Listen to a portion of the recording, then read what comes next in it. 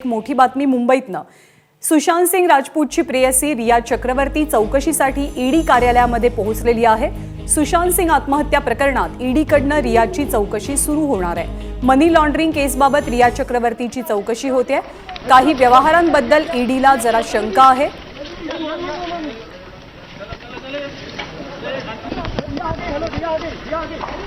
कालच रियाच्या सहकार्याची सुद्धा बरेच तास चौकशी करण्यात आली। रियानं 2 फ्लॅटची खरेदी केलेली आहे आणि त्यापैकी खारघरमध्ये जो फ्लॅट आहे त्या फ्लॅटच्या व्यवहाराबाबत पोलिसांना आणि ईडीला खरं तर शंका आहे आणि म्हणूनच ईडीकडनं रिया चक्रवर्तीची सुद्धा सुशांत सिंगच्या आत्महत्येप्रकरणी सध्या चौकशी सुरू झाली आहे। दीपेश त्रिपाठी आपले प्रतिनिधी आपल्या सोबत आहेत। दीपेश, काल रियाच्या सहकार्याची सुद्धा चौकशी झालेली होती। रिया पोहोचल्याचं कळतंय ईडीच्या कार्यालयात। नक्कीच आज रिया चक्रवर्तीला ईडीने सुशांत सिंग राजपूतच्या मनी लॉन्ड्रिंग प्रकरणाच्या तपासामध्ये बोलवलं होतं आणि रियाच्या वकिलांनी आधी पुढची तारीख मागितली होती। सुप्रीम कोर्टामध्ये सुनावणी आहे, त्यामुळे आम्हाला पुढची तारीख देण्यात यावी अशी मागणी केली होती, जी ईडीने फेटाळली होती। आणि आता 12ची वेळ जी आहे ती रियाला दिली होती आणि जी रिया ती आहे ईडी कार्यालयात गेली आहे। 15 कोटी सुशांतच्या अकाउंटमधून ट्रान्सफर झालेले आहेत आणि रियाचे काही 2 फ्लॅट्स आहेत ज्याच्या संबंधात ईडीला काही माहिती हवी आहे, ज्याच्यावर ईडीला संशय आहे आणि त्याच अनुषंगाने रियाला जे आहे आज ईडीने बोलवलेलं आहे। नंदा दीपेश, धन्यवाद या माहितीबद्दल। तर सुशांतच्या अकाउंटमधून काही पैसे रियाकडे वळते झाल्याचा आरोप सुशांतच्या कुटुंबियांचा आहे। त्याच अनुषंगाने आता ईडी सुद्धा चौकशी करणार आहे। रिया चक्रवर्ती ज्यावेळेला ईडीच्या कार्यालयात पोहोचली त्यावेळची दृश्य आहे। रियाच्या सहकार्याची काल अनेक तास चौकशी करण्यात आली आहे ईडीकडनं आणि आता रियाची चौकशी सुद्धा सुरू झाली आहे। सुशांत सिंग राजपूत आत्महत्या प्रकरणात पैशांचा सुद्धा संबंध जोडला जातोय। काही पैसे रिया चक्रवर्तीच्या खात्यात सुशांतच्या खात्यावरनं वळते झालेले होते असा आरोप आहे। त्या अनुषंगाने बँक स्टेटमेंट सुद्धा घेण्यात आलेली आहेत। पोलिसांची चौकशी सुरू आहे। सीबीआय सुद्धा या संपूर्ण प्रकरणी आता चौकशी करणार आहे। तर ईडीनं सुद्धा या प्रकरणाची चौकशी करण्याचं निश्चित केलंय, कारण पैशांचे व्यवहार यामध्ये गुंतलेले आहेत। त्याच चौकशीसाठी रियाला मुंबईच्या ईडीच्या कार्यालयात बोलवण्यात आलंय आणि रिया काही वेळापूर्वी ईडी कार्यालयामध्ये पोहोचलेली आहे। हे प्रकरण बरंच गुंतागुंतीचं होऊ लागलंय, कारण बिहारच्या पोलिसांचं एक पथक महाराष्ट्रात आलं वेगळी चौकशी करण्यासाठी। त्यानंतर मुंबई पोलिसांनी आपला तपास तात्पुरता थांबवलेला होता। मग पाटण्याचे एसपी विनय तिवारी यांना मुंबईत आल्या आल्या क्वारंटाईन केलं गेलं। यावरनं बरंचसं राजकारण सुद्धा रंगलं। आता विनय तिवारी हे त्यांचं क्वारंटाईन मुक्त त्यांना करण्यात आलेलं आहे, परंतु रिया चक्रवर्तीची चौकशी आता केली जाते ईडीकडनं।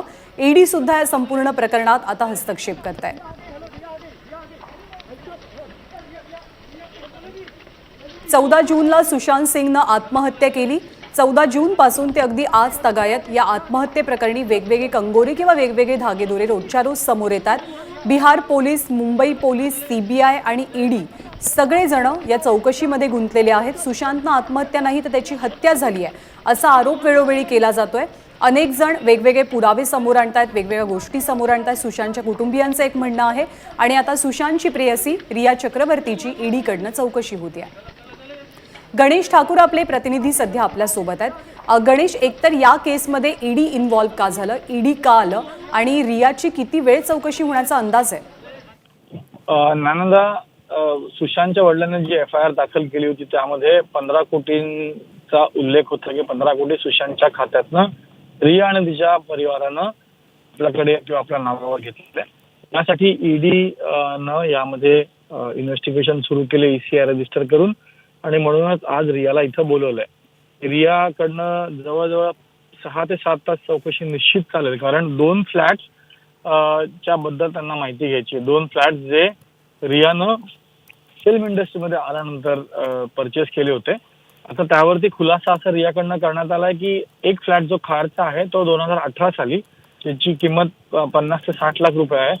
2018 साली तिनं घेतलेला आणि जलेबी फिल्म जी तिनं केली होती त्या फिल्मचे जे पैसे आले होते त्यातनं तिनं तो फ्लॅट विकत घेतला आणि दुसरा फ्लॅट जो तिच्या आईच्या नावावर आहे तो तिनं आपल्या वेगवेगळ्या एन्डॉर्समेंट, कॉन्ट्रॅक्ट आणि जे रॉयल्टी तिला मिळायची फिल्मची म्हणा किंवा ऍडव्हर्टिजमेंटची त्या पैशाने घेतलेला आहे असं म्हटलं जात आहे। आता आरोप असा होता की एवढे हे 2 मोठे फ्लॅट्स हिनं इतक्या कमी वेळेमध्ये कसे घेतले। 3 ते 4 वर्षाचा ह्याचा इंडस्ट्रीचा करिअर आहे आणि म्हणूनच तपासासाठी तिला बोलवलं होतं. आता रियाच्या सीए ला बोलवण्यात आलं होतं, मिस्टर शाह, आणि त्यांच्याकडनं पूर्ण माहिती घेतली की रियाचे बँक अकाउंट काय म्हणतात, बुक्स काय म्हणतात, किती प्रॉपर्टीज आहेत. तर त्यामध्ये ह्या 2 प्रॉपर्टीचा उल्लेख आला होता आणि काही अकाउंट मध्ये पैशांची माहिती ईडीला मिळाली आहे. त्या संदर्भातच माहिती घेण्यात येणार आहे. कॉन्ट्रॅक्ट जे तिनं यशराज बरोबर केले होते, जलेबी फिल्म मधनं किती पैसे तिला मिळाले आणि मग तेच पैसे इथे ट्रान्सफर केले होते, त्याचा पुरावा काय, दुसऱ्या ज्या आईच्या नावावर फ्लॅट आहे त्याचं डील कसं झालं होतं, पैसे कुठून आणले होते, ह्या सगळ्या बाबींवरती ईडी कडनं चौकशी करण्यात येणार आहे. आधी सीए कडनं पूर्ण माहिती घेतली अकाउंटची, पण त्या पैशांबद्दल आता रियाकडनं माहिती घेण्यात येणार आहे. कॉन्ट्रॅक्टच्या कॉपीजही मागवल्या आहेत. बरोबर, म्हणजे पैशांचे व्यवहार कसे झालेले आहेत या अनुषंगाने ईडीचा तपास पुढे जाईल. गणेश, धन्यवाद या माहितीबद्दल. आपले प्रतिनिधी दीपेश त्रिपाठी ईडी कार्यालयाबाहेरून आपल्या सोबत आहेत. दीपेश, जेव्हा रिया आज जात होती तेव्हा तिची काही प्रतिक्रिया समजू शकली आहे का? कारण गेल्या काही दिवसांपासून रिया कुठे आहे याबाबतीत सुद्धा अनेक प्रश्न उपस्थित होत होते. ज्ञानता, रियाला 12ची वेळ जी आहे ती ईडीकडनं देण्यात आली होती आणि त्या वेळेवर रिया जी आहे हजर राहिली आहे. रियासोबत तिचे ॲडव्होकेट नव्हते, तिचा एक फक्त मित्र होता, तो तिच्यासोबत वर ईडी कार्यालयात गेलेला आहे. रियाच्या ॲडव्होकेटने आधी 2री तारीख मागितली होती जी ईडीने फेटाळली होती आणि त्यांना आजच हजर राहण्याचं स्पष्ट सांगितलं होतं. आणि रिया जी आता गेली आहे ते काही फायनान्शियल ट्रान्झॅक्शन्स आहेत ज्याच्यावर ईडीला संशय आहे आणि त्याच अनुषंगाने ईडीने रियाला आज बोलवलेलं आहे. मात्र रिया जी आहे ती एकटीच आलेली आहे. तिची ॲडव्होकेट जे आहेत, जे तिची लिगल टीम हाताळत आहेत, ते येथे येऊ शकलेले नाही आहेत. दीपेश, काल सॅम्युअल मिरांडा जो रियाचा सहकारी आहे त्याची सुद्धा अनेक तास चौकशी झालेली होती. आज रियाला सुद्धा कदाचित पुढचे अनेक तास चौकशीला सामोरं जावं लागेल. नक्कीच ज्ञानदा, कारण सगळ्यांचा मुख्य या तपासाचा जो मुख्य केंद्रबिंदू आहे तो म्हणजे रिया चक्रवर्तीच आहे. कारण रिया आणि सुशांतचे काही बिझनेसेस होते, रिया काही त्याच्या बिझनेसमध्ये पार्टनर सुद्धा होती, त्यांचे फायनान्शियल ट्रान्झॅक्शन्स होते आणि 15 कोटी सुशांतच्या अकाउंटमधून ट्रान्सफरही करण्यात आलेले आहेत, जो महत्त्वाचा मुद्दा मानला जातोय. आणि त्याच्या मागे कोण आहे, कशा प्रकारे ते ट्रान्सफर झाले, कोणाला गेले, कोणाला याचा फायदा पोहोचवण्यात आला, या सगळ्या प्रश्नांची उत्तरे जी आहेत ते ईडीला आज रियाकडनं अपेक्षित असतील. दीपेश, त्याचबरोबर या प्रकरणी रिया वगळता रियाची आज चौकशी होते, यापूर्वी ईडीनं कुणाकुणाची चौकशी केली सुशांतच्या आत्महत्येप्रकरणी? ज्ञानदा, याआधी ईडीने कालच सॅम्युअल मिरांडा जो रियाचा सहकारी आहे त्याची चौकशी केली होती. त्याच्या आधी रियाचे जे सीए आहेत शहा, त्यांची चौकशी करण्यात आली होती आणि त्याआधी सुशांत सिंग राजपूतचे जे सीए आहेत, जे त्यांचं सगळं अकाउंट्स बघायचे, त्यांची स्टेटमेंट जी आहे ती ईडीकडनं नोंदवण्यात आली होती. आणि आज सगळ्यात महत्त्वाचं स्टेटमेंट जी मांडली जात होती या मनी लॉन्ड्रिंगच्या केसमध्ये रिया चक्रवर्तीची, ती आज ईडीकडनं जी आहे ती आता सध्या नोंदवली जात आहे. ज्ञानदा, दीपेश, त्याचबरोबर ईडी कोणकोणत्या गोष्टींची चौकशी करेल, कोणकोणते प्रश्न रियाला विचारले जाऊ शकतात या सगळ्या प्रकरणी?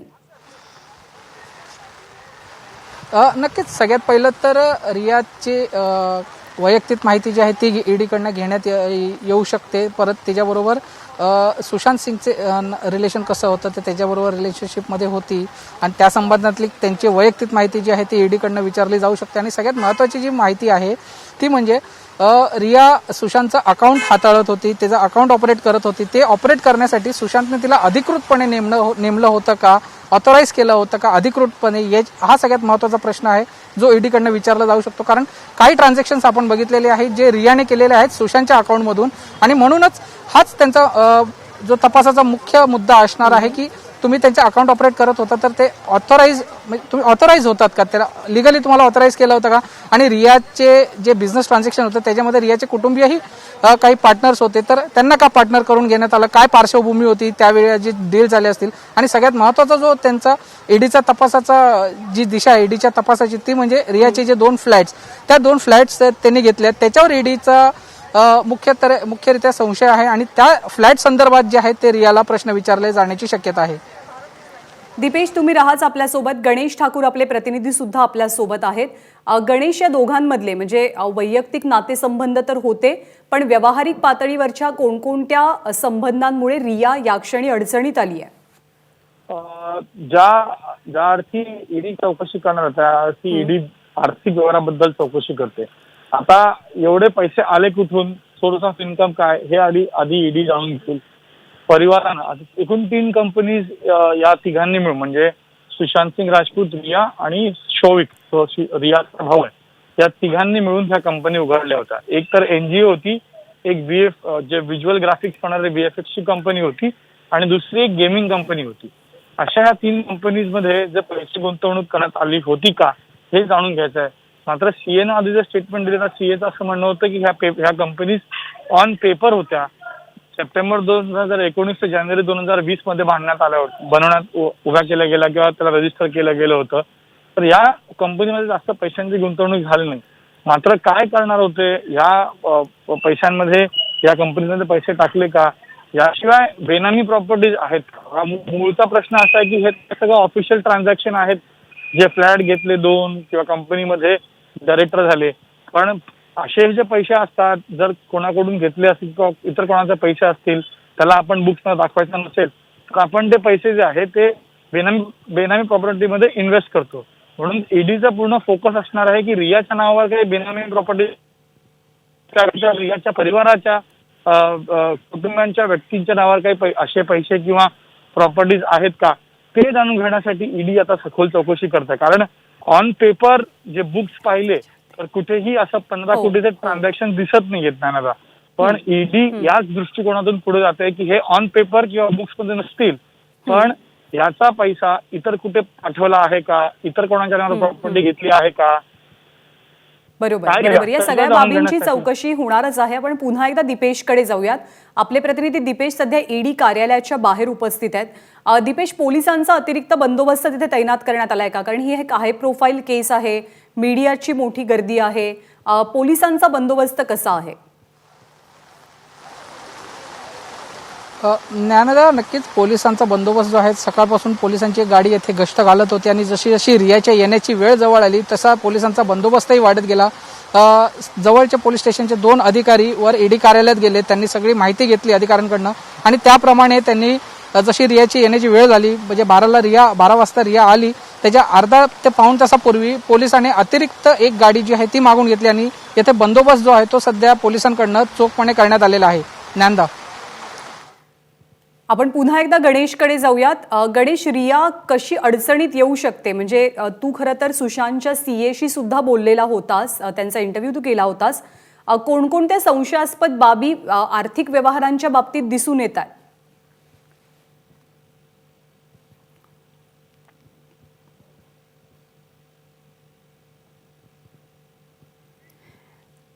गणेश, जर तुला माझा आवाज ऐकू येत असेल तर सुशांतच्या सीएशी सुद्धा तुझं बोलणं झालेलं होतं, तू त्यांची मुलाखत घेतलेली होतीस. कोणते आर्थिक संशयास्पद व्यवहार झालेले आहेत का सुशांतच्या खात्यातनं? रिया आणि सुशांतचं जे आर्थिक कनेक्शन जोडलं जाते त्या अनुषंगानं.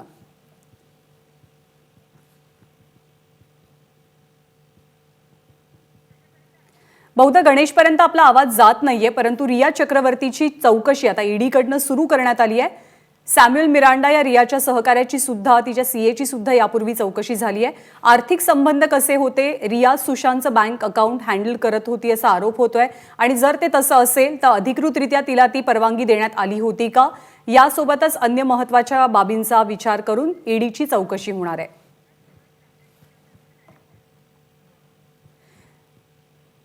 तर रियाला कोणकोणते प्रश्न विचारले जातील?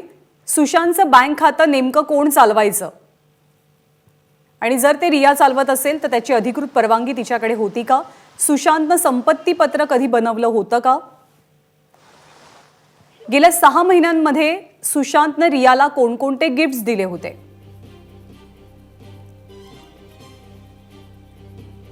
तर असे काही प्रश्न आहेत जे ईडीकडनं रियाला विचारले जातील. रिया चक्रवर्ती दुपारी 12ची वेळ देण्यात आलेली होती. रिया तिच्या एका मित्रासोबत या ऑफिसमध्ये आलेली आहे. पोलिसांनी सुद्धा इथे अतिरिक्त कुमक तैनात केली आहे. पुन्हा एकदा आपण दीपेशकडे जाऊया. दीपेश, काय अंदाजे कधीपर्यंत ही चौकशी सुरू राहू शकते?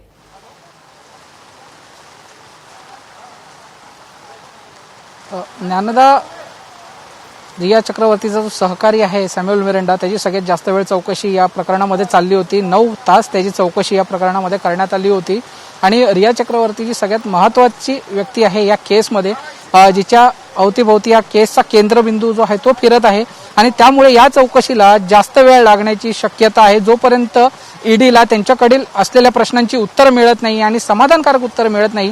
रिया जी उत्तरं देतील त्याची तपासणी ईडीकडनं केली जाणार आहे की ही उत्तरं कितपत खरी आहेत. जोपर्यंत हे सगळं ईडीला स्पष्ट होत नाही तोपर्यंत ईडीची चौकशी जी आहे ती सुरू राहणार आहे. आणि मात्र आज तरी रियाच्या चौकशीला जो आहे तो वेळ लागण्याचा असा एक अंदाज जो आहे तो वर्तवण्यात येत आहे. रियाच्या कुटुंबियांपैकी कोणी इथे उपस्थित आहे का? नाही, रियाच्या कुटुंबियांपैकी या ठिकाणी कोणी आलेलं नाही आहे. रियाचा एक मित्र आहे, तो फक्त रिया सोबत होता. रिया त्याच्या लिगल टीम बरोबर येणार होती, मात्र तिची लिगल टीम सध्या कुठे व्यस्त असल्यामुळे एका केसमध्ये ते इथे येऊ शकलेले नाही आहेत. मात्र ते नंतर येण्याचा असा एक अंदाज जो आहे तो या ठिकाणी वर्तवण्यात आलेला आहे. मात्र सध्या रिया जी आहे ती एकटीच ईडी कार्यालयात जी आहे ती आलेली आहे. दीपेश, आपल्या प्रेक्षकांसाठी आपण पुन्हा एकदा सांगूयात की कोणकोणत्या मुद्द्यांच्या अनुषंगाने ईडी रियाची चौकशी करणार आहे.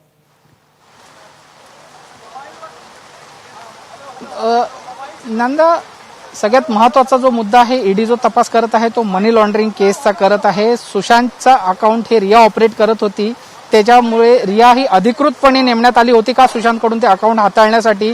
तसेच रियाचं सोर्स ऑफ इन्कम काय आहे, तिच्या फॅमिलीचं सोर्स ऑफ इन्कम काय आहे, रियाची प्रॉपर्टी किती आहे, त्या सोर्स ऑफ इन्कमच्या अनुषंगाने त्याच्या प्रॉपर्टीची तुलना करण्यात येणार आहे. सगळ्यात महत्त्वाचं तर सुशांतच्या अकाउंटमधून 15 कोटी जे आहेत ते ट्रान्सफर करण्यात आले होते. ते 15 कोटी कोणाच्या अकाउंटमध्ये गेले, कोणी घेतले, कसे घेतले, सुशांत सिंगच्या नॉलेजमध्ये होते काय 15 कोटी त्याच्या अकाउंटमधून ट्रान्सफर होत आहेत ते. तसेच रियाचे जे 2 प्रॉपर्टीज आहेत, ज्या 2 घरांबद्दल या ठिकाणी चर्चा केली जाते, त्याच्याबद्दल ईडी प्रश्न विचारण्याची शक्यता आहे. आणि अजूनही इतर काही महत्त्वाचे प्रश्न आहेत जे ईडीकडनं विचारले जाऊ शकतात. दीपेश, तुम्ही राहाच आपल्यासोबत. रिया चक्रवर्तीची चौकशी आता सुरू करण्यात आली आहे. ईडीकडनं ही चौकशी केली जाते. काल तिचा सहकारी सॅम्युअल मिरांडाची सुद्धा चौकशी झाली, जी जवळपास 9 तास सुरू होती. सुशांतची प्रेयसी रियावरती नेमके आरोप कोणकोणते आहेत? आरोप क्रमांक 1, रियानं सुशांतकडनं 15 कोटी रुपये घेतले, तसंच त्याचं घर सोडताना त्याचे क्रेडिट कार्ड सुद्धा सोबत घेऊन गेली. आरोप क्रमांक 2, रिया सुशांतला सतत ब्लॅकमेल करायची. रियावरती असलेला तिसरा आरोप, रियानं सुशांतला त्याच्या कुटुंबियांपासून दूर ठेवलेलं होतं. चौथा आरोप असा की रियानं सुशांतचा विश्वासघात केला. सुशांतच्या मानसिक खच्चीकरणाला रियाच जबाबदार होती आणि सुशांतला तिनं आत्महत्येस प्रवृत्त केलं.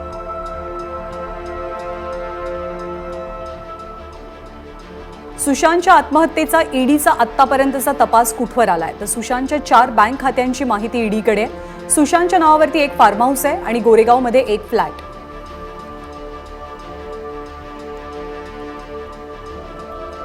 रियानं एकूण 2 फ्लॅटमध्ये पैसे गुंतवले असल्याचं उघडकीस आलंय. एक फ्लॅट नवी मुंबईतल्या उल्वेमध्ये आहे. हा फ्लॅट रियानं आपल्या वडिलांच्या नावावरती घेतलाय.